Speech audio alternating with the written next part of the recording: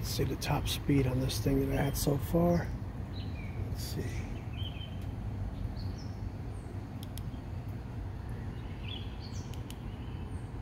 Max speed, 55 miles an hour. Very nice. Yep. This thing is sweet. Freaking love this bike, dude.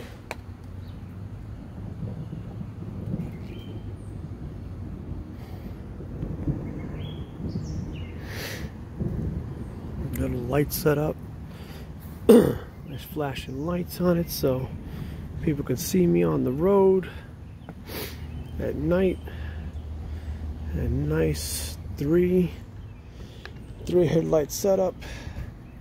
So you got 2 floodlights up front. That's gotta fix that. You know. And then I got the low beams.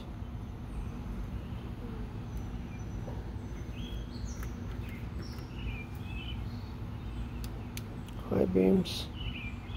And this regular halo light. Yep. I freaking love this bike. Oh, and to, you know, Randy, he said to watch the welds. This is really strong welds on here, and it's a 6061 aluminum, and it's fully welded. Nice heavy duty welds all the way around. I got a built-in torque plate there, and then I got an extra torque arm that I set up over here because I know they have a lot of these motors have a lot of torque, so we're not going anywhere. And I have it wrapped around the thickest part of the frame as well, so it's not going to come loose at all. This bike is ready. Once I get my gas tank battery, so you can go here, I'll be able to pump up the amperage on the controller. Right now I have it tuned down to about 45 amps because I don't want to overtax the battery. It's a 35 amp hour battery, but it's only got a 50 amp BMS. Once I parallel another tank battery and I parallel it with the battery blender, it'll increase the BMS, total BMS, to 110.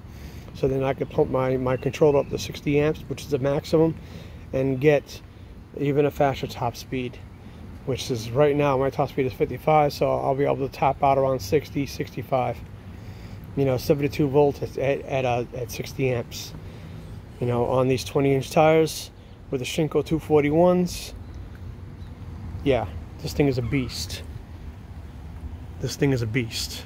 I am so happy that I, you know, took my time in rebuilding it after the fire.